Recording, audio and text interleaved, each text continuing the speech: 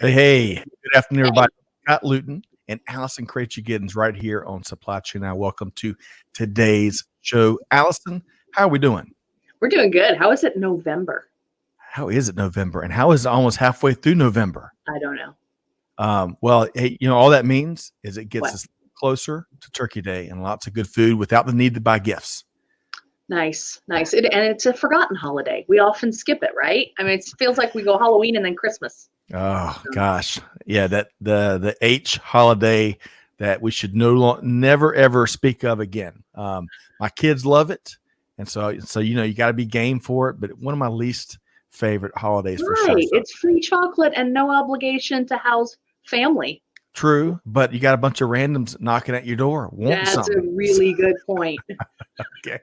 All right. So enough about our stirring holiday conversation. Today, Allison, we're going to be talking about customer experience, right? CX. It's all the rage.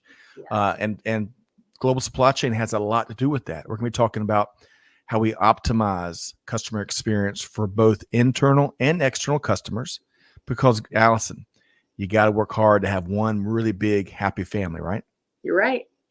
It takes a lot more than just hitting the button and hoping it all works out. No kidding. Although I think that's a strategy some companies have out there. We've got our friends from Esker joining us once again, along with a leader from NIMBL Worldwide. So stay tuned as Dan and Chad join us for what promises to be an informative and intriguing conversation. Okay, so Allison, let's say hello to a few folks before we swoosh in our guests. How about that? That sounds good. All right.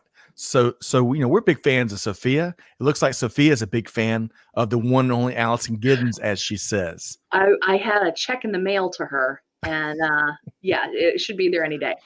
Well, I tell you, for as big as of an ambassador for industry and specialty manufacturing you are, Sophia is a wonderful ambassador and newly nominated award winner, recognized award winner for supply chain, and she's already done a TEDx. Awesome. That's awesome. Sophia has been on a roll and love her writing as well. Yes. Peter Bollet, all night and all day. Best holiday of the year, Thanksgiving. Peter, I'm with you. That's got my vote. Allison, what say you? It's high up there. It's probably top 10. Top 10. What's Arbor Day? Is top big 10. fan Arbor Day.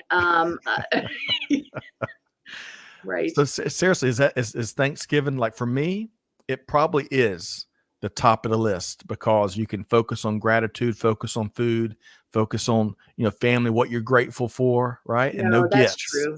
See, I'm a fan of Christmas, but it's because I like, how they talk about your senses, you kind of memory of senses. I smell pine and cinnamon, and I love those smells. So I think that's why I think Christmas is high up for me. My birthday, I'm a fan of my birthday. Yeah, that's a national holiday. Okay. All right. So, hey, people's a lot of emotions come out when we start talking holidays. But Peter, me and you are on the same team. I have to start a lobby there. Bill Stankiewicz is with us here today. He's on his son's PC, so it appears as Doug. So, but Bill, Allison, you and I both know Bill. I haven't seen Bill in forever. I owe him a phone call. I do know that. And I'm really glad that you're here with us today, Bill. Looking forward to your supply chain perspective. You're helping to make Savannah a mecca when it comes to supply chain logistics, making all that happen. So great to see you here, Bill.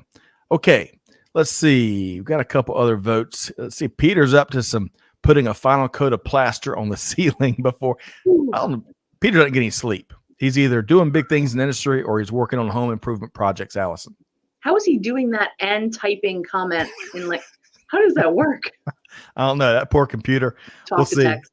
That's right. Hey, Clay Phillips, Diesel Phillips, because the engine's always running, is with us here today in the background. Fellow UGA fan like Allison. They're having a heck of a season. Lamont Hardy. Calling in from San Diego via LinkedIn. Great to have you here, Lamont. Looking forward to your perspective. San Diego is one of my favorite cities. I've never been. I'm ashamed to say that. But Lamont, maybe you can paint some. You have to send us some pictures. Let's see. Mark Evans is with us here. Looking forward to hearing what Chad has to say. We are too, Mark, and we're gonna swoosh him in a moment so that he can share his goodness with Allison, Dan, and I. Jonathan Filippi, probably via LinkedIn. Any tips for newbies in supply chain management? Jonathan, that's an excellent question. And what we'll do, we'll try to maybe drop in a few tips throughout the conversation. And if we don't, because we got a lot to get through when it comes to internal and external customer experience, maybe we can hook up after today's live stream. And I've got some resources for you. Sophia, I'll be checking my mail, Allison. All right. She forgot about it. Right. All right. So with all that said, and sorry we couldn't get everybody there, looking forward to your perspective throughout this conversation. Allison, are you ready to introduce and bring in our esteemed guests here today? Yes, I'm excited, and I can't wait to hear all about what they have to say. Let's do it. I want to welcome in Chad Molen, Service Delivery Manager with NIMBL Worldwide, and our dear friend Dan Reeve, Head of Sales for Esker US.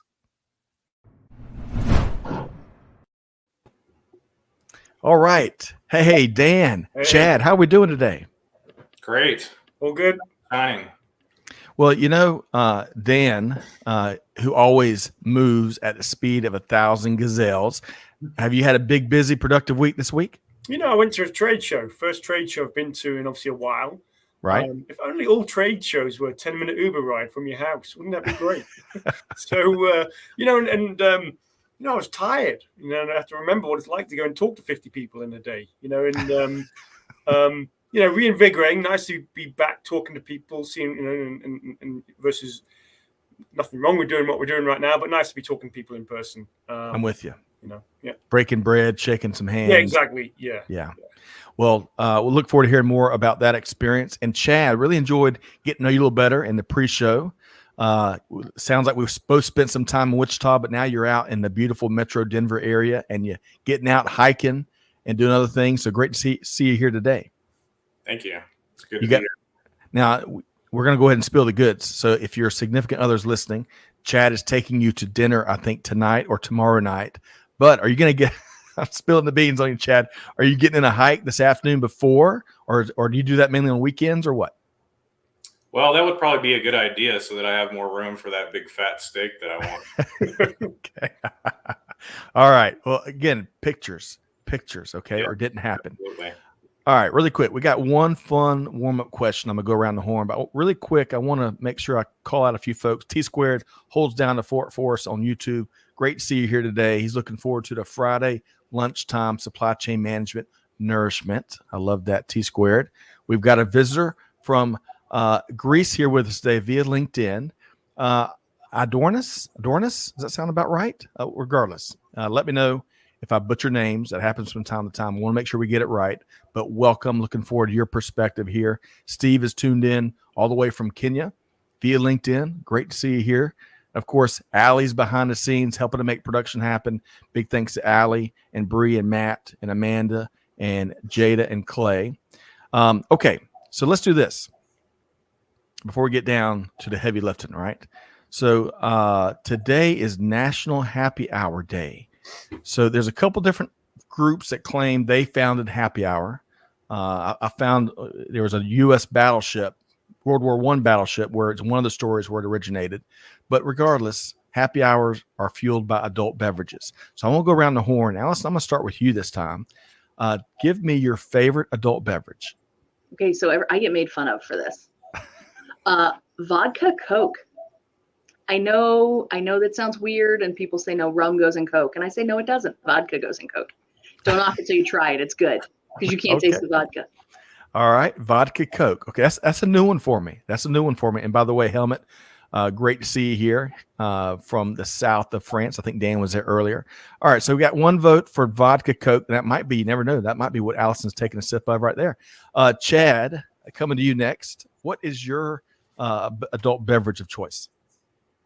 So, I mean, being from Colorado, it'd be wrong if I didn't say that beer was, my favorite, and IPAs in particular. So we have some of the best breweries in the country here in Colorado, and there's nothing like, finishing the day on a Friday and cracking open a really great cold beer.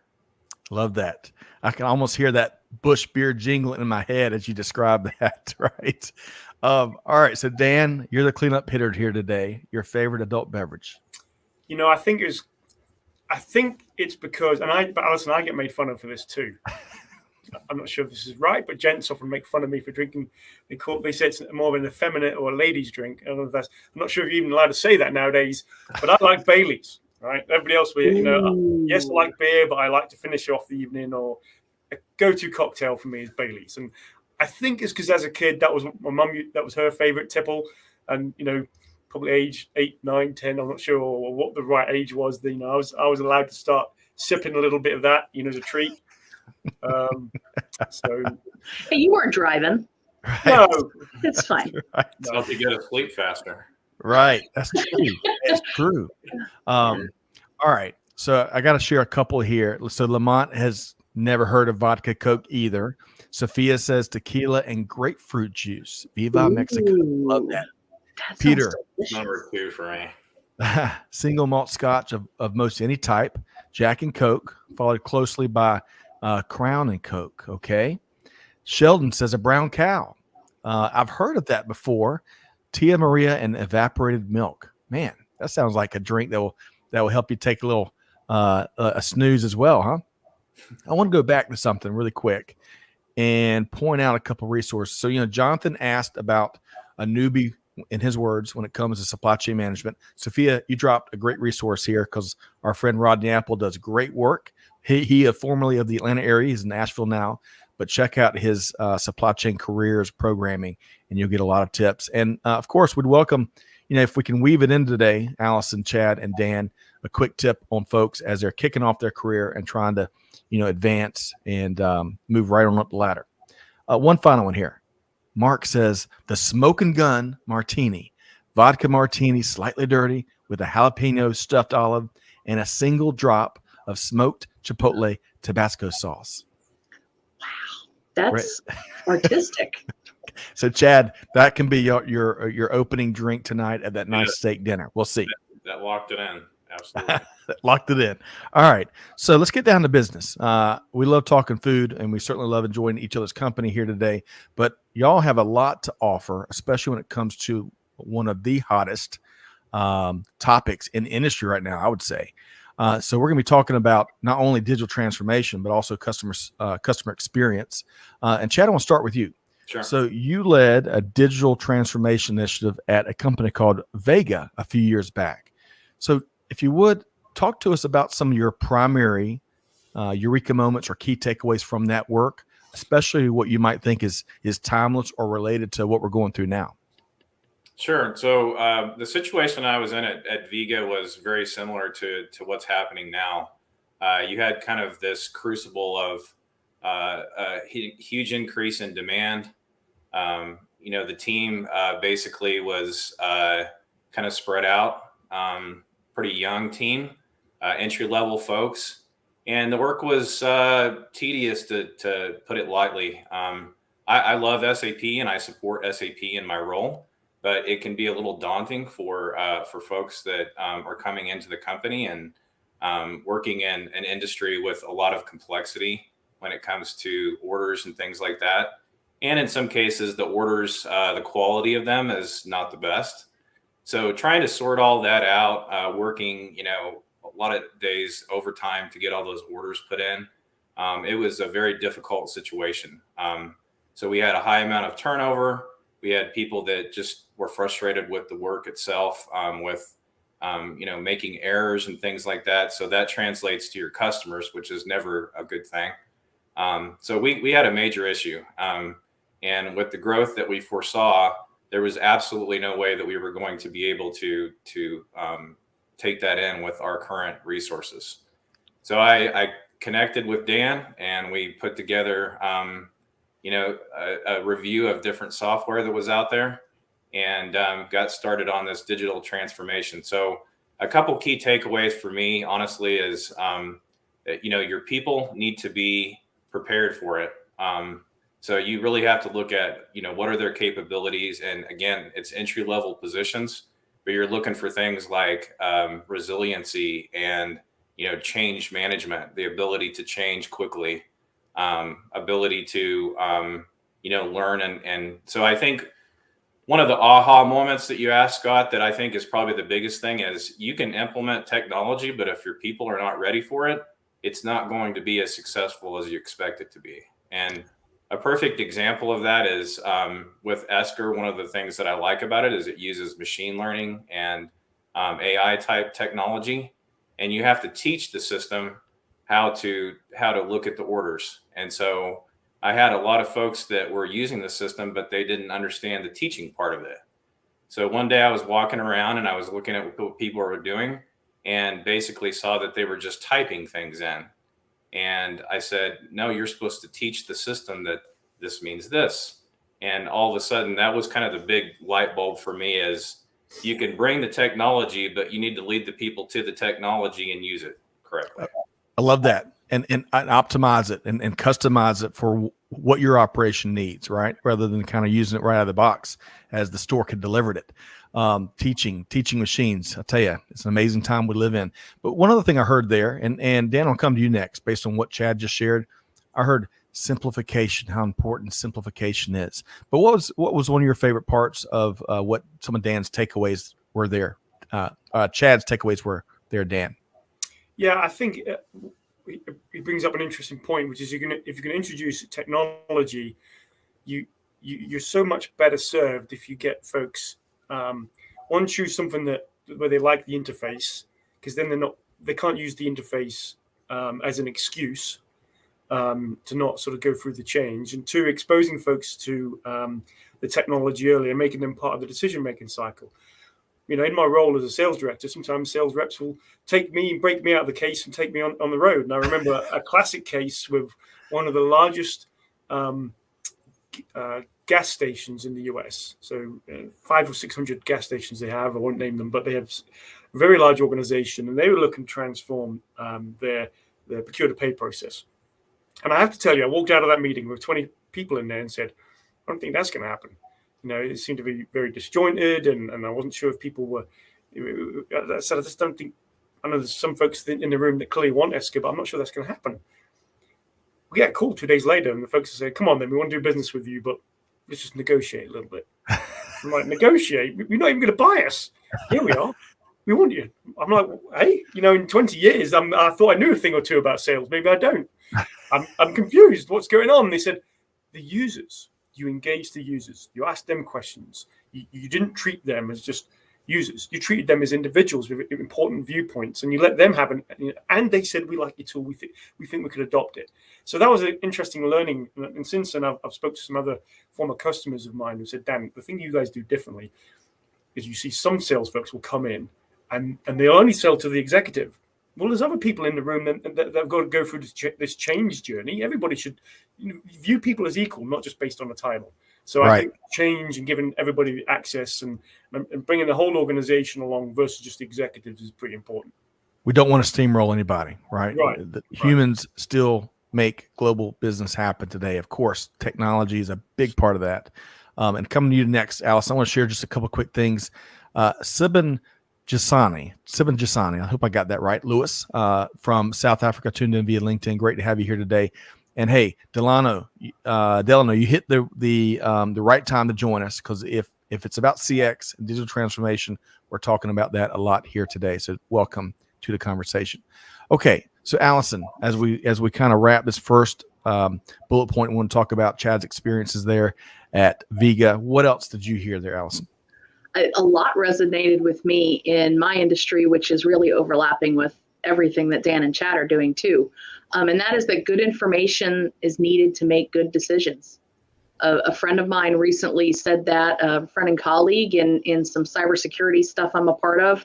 And then the idea was to bring people into the conversation and get some buy-in from all the stakeholders. And ultimately it was about the exchange of ideas. And that's what I'm hearing from both Dan and Chad, is it's not just about, prescriptive solutions. It's all about a little bit of feedback, getting input from those that are going to be in the midst of it all. So that's what I've heard really predominantly between both Dan and Chad. That's solid.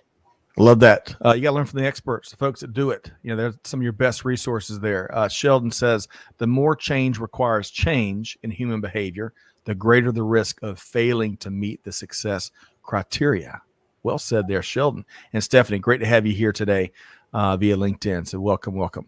Okay. So I want to talk about, we want to do some level setting, right? We'll do some level setting beyond what Chad shared. And I think Chad's story is a great starting point because a lot of what some of the factors there and the conditions were directly relevant to what we're seeing now. Just in a lot more of it. He touched on the burnout that is taking place really across global business. We got to find, which I know we'll touch on because Dan always talks about this. We got to find ways of liberating and making it easier for folks to do more rewarding work, right? You've got all this talent in these organizations. But before we get there, Dan, I'll come to you because I want to level set with some of the things that are part of the current state. So where do we want to start there, Dan? Well, I think you've talked about the Great Resignation. On your previous shows, I've sort of shared that the finance, the supply chain, the customer service leaders that, like Chad, who have engaged with Esker, often say, yeah, there's a big picture initiative for digital transformation, but what are we really trying to do? We're trying to be easy to deal with. And that means be easy to deal with both for your suppliers and your customers. And right now, taking care of your suppliers is important. I know a lot of people are focusing on what can we focus on, and that's cash control and spend control. But ultimately, right now, you probably can't afford to be bottom of the rank when it comes to that supplier. You've got to maybe make sure that supplier can remain liquid and pay them early, because if you want to get your goods and services on time or as on time as possible right now, well, you can't leave those folks hanging. So, one of the things I heard from the IOFM Institute of Financial Management trade show I was at last week, the executive editor there is Jess Shear, and he said, look around the room. 75% of the audience is Gen Z or millennials. And he said, look, I can tell you, you're not going to be able to hire folks to come in, for example, into accounts payable departments. Same story for receivables or order management and planners. You're not going to be able to hire folks to go and take care of suppliers if you're going to ask them to do sort of the manual tasks of yesterday. These folks have all been through what we've been through, and they're reconsidering the type of work they want to do. Many organizations are struggling to hire or retain staff. And he says, what I think people are interested in doing is coming in, using their customer service, their creativity, their analytical skills.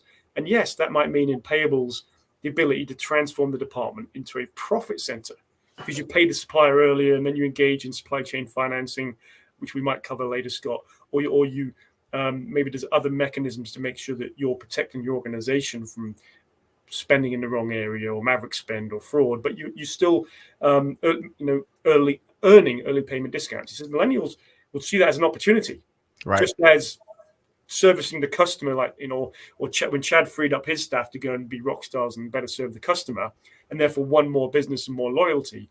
I think there's a lot of pressure to put technology in, but people aren't putting technology in just for the sake of it. They're putting it in to sort of enable outcomes. Enable outcomes. But to your earlier point, there is a ton of pressure out there, right? Tons of pressure. Chad, I'll come to you next. Based on the Great Resignation or anything else that Dan shared, there's a couple of things that we want to kind of lay out for the current state, what we're experiencing. What sticks out to in your mind, Chad?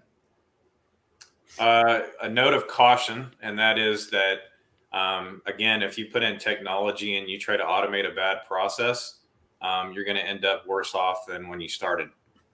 So that's a real key thing is, and the thing that frustrates me that a lot of companies that are really stuck in right now is that whole, if you remember Stephen Covey's, analogy of the sharpening the saw, you've got a lot of people that are trying to cut down trees with dull saws and basically saying every time you talk to them about, hey, what about this or what about that? They're like, I can't get away from this tree. I got to keep sawing away at it. So, the reality is you've got to take time, step back, look at your processes and map them out. And then you look at a combination of people and technology to resolve those issues. Well said. And, a lot of folks are sharpening, working with some world-class sharp saws, but they're taking down the wrong trees. They're taking down their neighbors' trees. You got to make sure we're attacking with technology and innovation the right things. Allison, what else would you add to this first kind of what we're seeing? I liked what Chad said fed into a lot of what Dan said, and I'm going to give a shout out to Deborah Dull, the all-knowing guru of circular supply chain, and it is about engaging your customers and vendors and suppliers. I think it's really easy in industry to think of to prioritize our customers and kind of forget about the employees and kind of forget about the vendors because, gosh, they're lower on the totem pole, right? No, if we think of things more as circular, and if we can get that the contributions from the vendors and the employees and the team in general, then we know whether or not this is the right tree to be cutting down in the first place. Love that, Allison. I love that. And Deborah is a guru for sure. Circularity and inventory. It's one of our favorite things to talk about. So don't tell Deborah I'm suggesting we cut down a tree. That is not part of the circular supply chain. All right. I want to share a couple of quick comments from the audience. So Sophia is dropping the newest McKinsey podcast, talking about some of the reasons behind why people are quitting and how to retain them. And some of that, we're talking about today goes right to that. Sheldon says the Great Resignation is a battle between the past and the future, between employee values and firm values. It's the great realignment. I like that. So talking about ways, and well, I don't want to get ahead of it. So we're going to talk about how we can beat some of these market conditions. I want to circle back to you, Dan. What's the second thing you'd share about the current state? Well, I think probably more disruptions are likely. And I was reading something the other day, and it was talking about how you still got pockets of COVID popping up in different areas. You've got companies in Europe. Give me a second. I'll pull up my notebook. There was a company in Europe who provides 1/3 of the plastic that goes into the majority of automobiles, and they were saying, "Hey, we're buying lots of parts, but we can't sell because the key components we need to therefore meet the demand that we have, we cannot fulfill. So we're actually sitting on a huge amount of inventory. We've got orders. We're sitting on a lot of inventory. We can't turn that. We can't recognize an invoice because we can't actually supply the whole combined unit. So it's like a really difficult situation. So I think there's likely we're going to see continued disruption, continued frustrations, and therefore companies have got to look at if we're going to talk Stephen Covey, we're going to have to focus on what we can control, our circle of influence, what can we control ourselves. Right. In our world, a lot of the finance leaders are saying, okay, we better focus on cash. We can at least make sure we're efficient with cash. We can at least try and collect on time or earn early payment discounts. And I realize another part of that is inventory. Now, I'm not an inventory expert, but I realize there's companies like, well, if we could, turn inventory faster or minimize inventory, that might be another way to improve working capital. So, yeah. One quick follow-up to that, and then Allison and Chad, I'm coming to y'all next. But, on a related note, we've talked about this before. We talked about it pre-show, that drain on customer service teams, right? Because if we are making it harder for our customer service, our inside sales teams, you name the internal customer, it is going to be much tougher to control the cash flow and to your point, optimize those things that are more within our control because we know there's more things out of our control coming. So speak to that for just a quick second, Dan. Really reducing that strain on internal customer service, inside sales, you name it. Yeah, I think the organizations that we engage or that engage with us, often what they are trying to do is make sure that they can free this stuff up. And we've said that can be through automation, AI, and other technologies. But often what I find, Marissa Brand from AQPC talked about this, is she says, in the future, what you're trying to do is free up your staff to go and do real value engineering. And therefore, they're more likely to stay. So that might mean, hey, I have someone in payables that will go and work with procurement and break down silos. Or I have someone in customer service who can talk to sales and procurement and the customer. You might even give them a little initiative or a pet project to work on where they can go and use those skills and they can feel that they're making a difference. So Marissa sort of talks about the value of deep work. I think the problem is right now,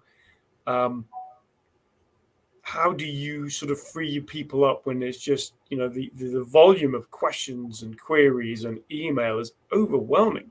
Right. And, I think many of us have perhaps looked at it and said, work-life balance, that isn't going to happen. So instead, how do I make sure I'm at least getting some balance or some grounding of what I need to do for me, my health, my family, and all the rest of it? It's an interesting time. It's like, push and pull in so many different directions. Right. All right. So a lot there to kind of unpack a bit there, Chad. But what's out of everything you heard Dan just shared there, what immediately comes to mind as a priority? So first and foremost, unfortunately, in a lot of companies, customer service tends to be the most mistreated and non-valued part of the organization. So first and foremost, I would say, please take care of your customer service people. Do crazy things to keep the motivation and the energy. One thing that I did that I absolutely loved during the height of the quarantine was I would walk around my neighborhood and I would video myself talking to the staff, and I would talk about just random topics or different things, or sometimes it was just being honest and saying, hey, the situation that we're in right now really sucks.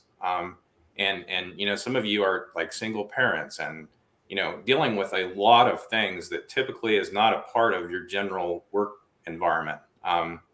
So that is what I would say first and foremost. Secondly, I would say that this is really where your good customer service people can play a huge role, and the analytics that Allison was talking about. So if you put analytics to play with your back orders, with orders that are coming in, and you have people who know the products well enough and know the customers well enough, they can call them and say, look, you ordered these things, but we don't have them right now. So we have these other things, and maybe they're like a bulk item, but so they're like the same exact item, but it's a bulk item, so that you buy more, or it's a different color, or different things like that. That stuff is invaluable, because 9 times out of 10, in the industry that I was in before with plumbing and heating, if it's behind the wall, who cares? They just need the product. They need to get their work done. So give them an alternative and they're going to take it. There's a reason we don't have pink pipes or blue pipes or designer pipes, right, Chad? Yes. I love that. So those are 2 big points. Allison, you were nodding your head, I think, throughout Chad's answer. What resonates the most with you? It makes me think about, I recently ordered something online from a small business out west, and they contacted me and they said, we're so sorry that we don't have the item that you ordered, but I can make a recommendation of this instead. I said, okay, that's fine. Sure. That's good. They sent it. And then I decided I liked it, so I was going to order something else. So I went back to the website, ordered something, got an email from the person. She said, I'm so embarrassed. You know where this is going. That's not in stock either. She said, I feel so bad. And she was so genuine in the email that was like, it was obvious that this is a goofy time for everybody.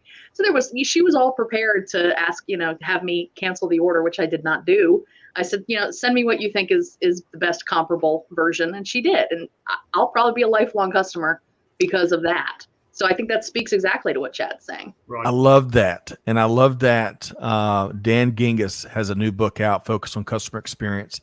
And he talks about what you're speaking to. You're that experience where there's follow-up, there's humanism, right? Clearly you've got someone that wants to do a good job. Yes. I would argue, and I'll defer to the experts here, if your technology doesn't free up your people to spend time on that instead of they're completely consumed in the blocking and tackling, you're going to limit your customer service professionals to do things like that, Allison. Dan, Chad, any comments there? Yeah, sure. One that comes to mind is a few years ago, Gartner changed their tone and said, it's no longer price and product alone. You need to compete through service. Then they went a bit further and said, where it really comes to the fore is when you fix issues, how quickly you resolve and you free up, again, back to hiring folks with customer service skills. Now that's not just customer service. That's bringing folks in with empathy and collaboration and customer service skills into finance as well as customer service. How quickly can those folks apply those skills? And, in your case, Allison, you probably felt heard and understood. There's some empathy, there's some tact. And it's not just a bot response. So I think people do want quick responses and quick information, but still we appreciate a little bit of tact and empathy. And I think there's a great example of that organization freeing up staff to go and do that sort of thing. A few years ago, I was in Tennessee and a CIO said, who works with Esker, said to me, Dan, I wish it'd be nice if you could show me all the things that customers wanted that we couldn't supply. And I think he was of a similar mindset. Maybe I need to be going back to those folks and sort of saying to them, I couldn't give you that. Let's talk about that. Let's not brush it under the carpet. sorry, I couldn't give you that, but, should I be changing what I stock, or should I tell me more about that? So they were seen as an opportunity to re-engage with the customer. All right. So, Chad, I'll come to you for a really quick response. I'm going to share a couple of comments, and then we got to move to what are we going to do about it. So, Chad, your quick take. It's really important to think outside the box on the delivery situations. And, I had a fun kind of story. It was challenging for me, but I had a lot of fun with it. And that is that a customer had a pallet of material that was sitting at a hub here in the Denver area, and they were literally like 5 miles away. And so I just kind of got fed up, and I said, you know what? I'm going to take our training van. I'm going to drive out there. I'm going to find it. I'm going to put it on the truck, and I'm going to deliver it to them. And I tell you, that customer we earned was, for life. And yeah, I can't do that with every situation. But again, kind of going back to those analytics situations, if you use a little bit of combination of, data and your own intuition and just do the right thing, you're always going to win in that situation. I love that, Chad. I love that hammer, meet, nail type of thinking. It's not all, it's within our control, right? To earn customers for life. I want to point out, and Amanda, or Allie, if we can drop this in the comment, The Experience Maker by Dan Gingiss is a wonderful read. It goes to the heart of CX, the heart of what we're talking about, how to create remarkable experiences that your customers can't wait to share. And all three of our panelists here have talked about that. All right, I want to share a couple quick comments. Peter points out a great listen on the UNA Sourcing Hero with Jeffrey Ostrander. That is a great listen. I listened to that myself. Peter, great call out. Dan's right on the money, Sheldon says. Right on the money. As always, Dan. Balance cash, service levels, and cost. I like Sheldon already. Sure. See, Mark says, forget work-life balance. Read the book One Life by Martin L. Beck. It is life-changing. How about that? Sheldon says, Chad's on point too, that data is going to give you insight. You got to be transparent, build customer intimacy through your knowledge. Hell, leverage. It is a competitive advantage. Good stuff, Chad. All right. Love that. So let's do this. I want to get around to Chad is a perfect segue. He jumped in that van and went and made that happen. He took action. So on that note, how can we act on these current challenges and the challenges that are right around the corner? And let's see here. Chad, I want to start with you here. We'll stay in you seem to be, we have three great problem solvers, but Chad, you seem to take your problem solving very seriously. So how can we do something about these conditions that we're handed? I love solving problems. I mean, that's what gets me up every day. So for me, it always comes back to people, process, and technology, and it's in that order. So first and foremost, you've got to understand what you need from a people perspective. You got to size up your staff and figure out real quickly, who's ready, who's not, who's salvageable, and who do we need to help move on to a new opportunity. I know that sounds kind of harsh, but if you remember back to the, I think it was a Jim Collins book, Good to Great, he talks about getting the right people on the bus and the wrong people off. And so, I don't have any bones about making those hard decisions. And then you next need to look at your processes and figure out, the stuff that you guys talked about as far as flexibility. It's really good to have tight processes, but you need to have some flexibility in there to give people the right information. And the one thing that kills customer service departments is bureaucracy. If somebody had a bad situation and you want to give them a $5 credit and you got to get that approved through the VP, you're doing something wrong. So the last thing is, once you kind of have those things tightened up, then, move on to technology. Look at automating all of the nonsense that you don't really want people spending their time on, but do it very selectively and do it carefully at an appropriate pace. Because if you do it too quickly and you don't have good change management, you're gonna crash and burn. Love that. Don't have people compiling transactions. Automate that. Have the people analyzing the transactions, right? Yeah. Using their experience to find those signals that can improve the external and the internal customer experience, and just the business itself. So I love that, Chad. And of course, that's a proven framework, right? People, process, technology. Allison, what would you add to that? Reminds me, Chad, that reminds me of that first part of the equation of empowering your people to be able to do what they need to do. And that is the book, Delivering Happiness, about Zappos. And about how in the early days, how he empowered his people to just do just that. Oh, you don't like your shoes? All right, we'll send you a new pair. I mean, crazy concept to spend $25 to save $100 later. A great call out, and rest in peace, Tony Shea, I believe is how we pronounce his last name. I think, right? I think so. Tragedy. All right, but still, the legacies left behind, the culture behind Zappos. That was one of the earliest companies to hit the CX radar and to make CX such a thing, right? All right, so Dan, the home run hitter today. You're the Jorge. Actually, Jorge Soler is not he's not in the cleanup spot, Allison. He's leadoff. He just looks like a cleanup hitter, right? Does, and that swing does too. That's right. So Dan and Chad, bear with us as we continue to celebrate we're still on World that Series kind of champs. high. Yeah, that's right. The Atlanta Braves. Okay, so Dan, when we kind of switch over to what are we going to do about it, right? Between old proven approaches and some new cutting edge stuff, what else would you add? Yeah, I think so. I'm going to pull from. We're talking books today. I think on the last show I talked about Stanley McChrystal, General Stanley McChrystal's Team of Teams. Now I'm onto a book about called Multipliers. I think often your customer service staff, your supply chain planners, don't forget, and it is easy to do so. I think many of us hold a leadership position. It's easy to assume that we have to come up with all the answers and we know best, and that can be draining. And I think often it can be invigorating and a retention tool if you're asking your folks, hey guys, ladies and gents, what ideas have you got? Reach out to your suppliers. What ideas have your suppliers and your customers got? And people might enjoy just being part of the process and try and, hey, well, look, I'm laying out the struggles we're facing. Has anybody got any ideas? Even crazy stuff. And I think departments and employees.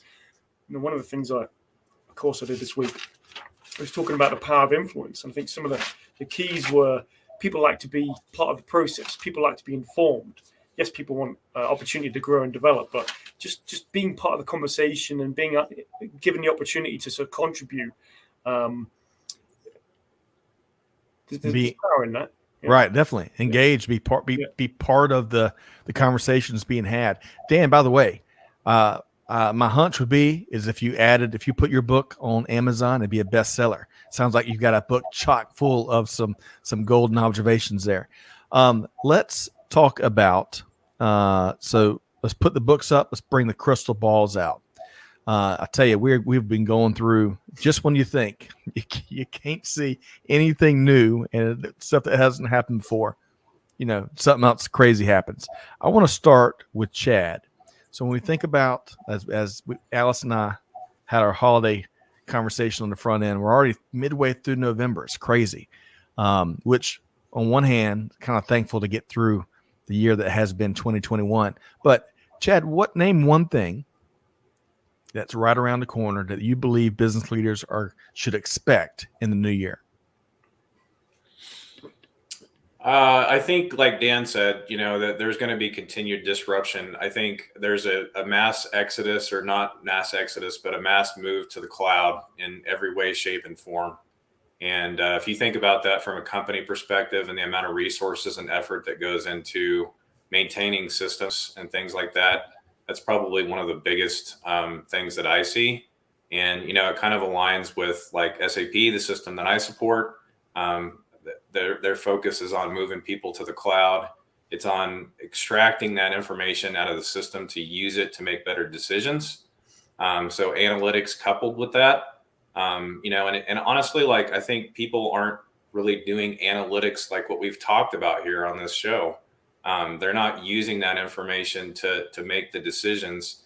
And that's a combination of predictive analytics, a combination of, the old school sales reports. It's, but you have to have the people again to be able to interpret that information to make good decisions. So I think there's going to be a lot of focus on moving to the cloud and using information that they now have more available to make better decisions. Love that. 10 years, as Greg White would say if he was here with us, Dan and Allison, only took the cloud 10 years to be an overnight success, right? All right, so I want to come to Dan next. Allison, you'll be Freddie Freeman in a second. But Dan, what else would you add when it comes to what to expect, what business leaders should expect in 2022? I think I'm going to talk about obviously disruption, but to be specific, the Harvard article I read the other day said, we're seeing customers cancel orders as short as 48 hours. So I think what that means is supply chain planners and customer service folks need to be freed up so they can be checking. You asked for that quotation. How are we doing? I haven't heard any more from you. I was expecting the order in now. More time to follow up to, I don't know if the word is used, pander, but more time to service the customer to make sure that you are indeed winning that business, or have the opportunity to say, is there anything I can do to make it easier? Pre-pandemic, customer service leaders, some forward-thinking folks like Chad and another gentleman I know in Chicago, they were freeing up their teams to go and visit customers. Yes, that's right. Customer service member, they were saying, I know you don't normally get to go and see the customer, but I want you to go and learn their business, engage, build a relationship. I think that stuff is all applicable, maybe even more important now. We can't just take that business for granted. We don't want to get orders cut off within 48 hours, or cancelled. Do we have to sort of go and work harder and protect that business? Right. Excellent point. Points there, Dan. Allison, what else would you add? Reminds me of that saying, what's the definition of crazy? Doing the same thing over and over and expecting different results, right? So I think going forward, I think the crystal ball, at least in my head, is we've got to be willing to think of things differently, and engaging people like Dan and Chad are great because they're not only thinking about the next step, but they're thinking of the 2 steps after that and engaging the right people along the way. So I think the resiliency factor and the change management comes back down to what Chad said earlier. It's all about don't think about the next step. Think about the 2 steps after that. Yes. Like you're playing chess and not checkers, right? I want to add, Lamont, talking about a point Chad made earlier. Sometimes you have to be proactive to provide the best customer service possible. T Squared says, hey, data is going to give you insights so long as it's clean data. Mm-hmm. That's a good point there, T Squared. Oh, Jeff Leroy is with us. Jeff, hope this finds you well. It's been too long. Also down in the Savannah market doing some big things. I send my customer service reps to our industry sales meetings on a rotating basis to further develop the relationships. Love that, Jeff. And happy Thanksgiving to you a couple weeks early. It's the only thing anyone's getting early this holiday season. All right. So I hate to start to wind the conversation down, but the clock says we must. I want to make sure, and Dan, I want to circle back to you. We've enjoyed having you and the Esker team a part of these conversations a variety of times. How can folks connect with you and the heavy-hitting lineup that is the Esker team? Sure. You can reach me at daniel.reeve@esker.com or find me on LinkedIn, Daniel Reeve at Esker. Wonderful. And it's not Allison, like I made in the first episode with Dan. It's not like Dan Reeves, a former Atlanta Falcons head coach. There's no S. It's daniel.reeve@esker.com, right? And hey, one circle, Dan, and if you had to put it in a nutshell, right? In your least salesy, informational, but key bullet point to deliver to our listeners, what does Esker do in a nutshell? Yeah, I think it's a case of finance leaders, supply chain leaders, folks who are in order to cash. They'll often turn to us because they are trying to free up their staff to be rock stars, take better care of customers or suppliers. And why is it? You've got that cash conversion cycle, and people are trying to sort of spin it faster so they can be more effective with their cash. I love that. All right. Appreciate you sharing that. All right. So let's go to Chad Molen next. Chad, you've dropped so much, and we hadn't even gotten into the food aspect of some of the things you do when you're not solving problems at work and whatnot. But how can folks connect with you if they want to hear some more of your thoughts? Yeah, it's too bad we aren't just breaking after this to go grab lunch together. But You can reach me at chad.molen@benimble.com, or you can connect me with LinkedIn, or NIMBL's website is benimble.com. I love that. And really, kidding aside, whether it's a steak or some of your hikes you've got coming up, we got to see some pictures. We'd love to share that with our community. Dan, it'd be tough to top Dan. Dan spent some time in Corsica a month or so ago and sent us some gorgeous pictures that we shared. So keep those pictures coming, or didn't happen. Allison, love our work together and beyond WinTech, where I know it takes a bunch of your time. Of course, you lead the nonprofit, the Dave Krache Foundation, which helps to equip Atlanta area kids that can't afford the sports fees and all the high costs of playing organized sports. I love that nonprofit work. How can folks connect with you, Allison? The best way to reach me is LinkedIn. I'm pretty active there, so find me, Allison Giddens. I'm on there. You won't miss me. And it's a great follow and connection there. Okay, well, Allison, Dan, and Chad, we finished a little bit early, so I'm going to take this. We had a little fun question on the front end. So I'm going to throw one more fun question on the back end before we swoosh Dan and Chad out. And that question is going to be, what is your prediction, right? We're deep in the college football season, right?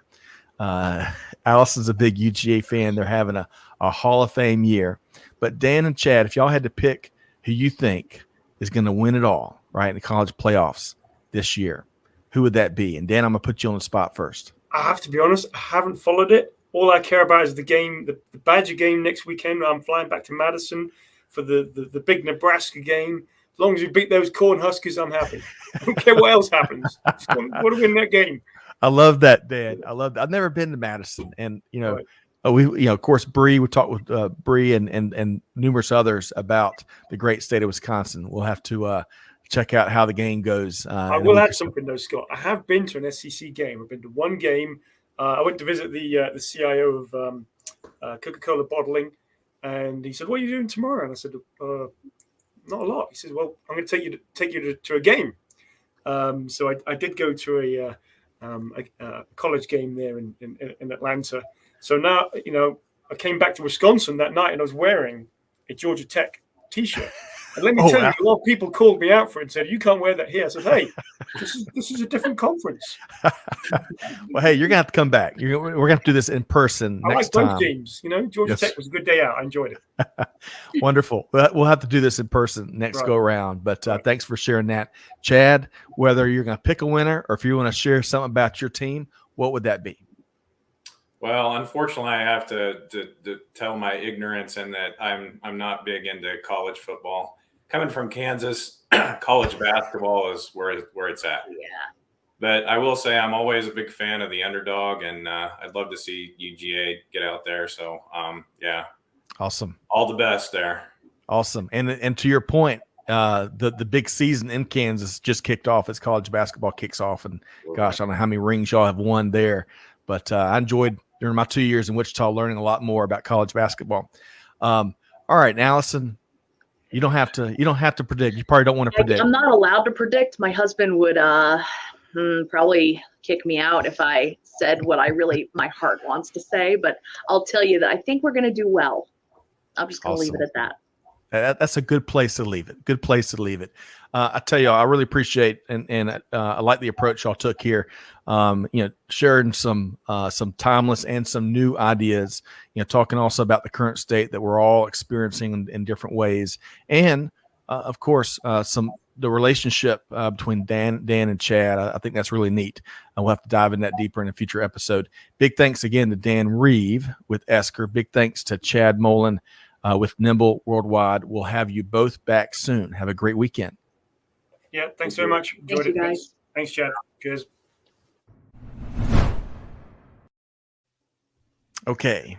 That was fun. That was a great time. I tell you, I loved what they shared. There's so much we could have dove in, could have easily booked another few hours here. I want to share a couple comments, and I'm coming to you, Allison.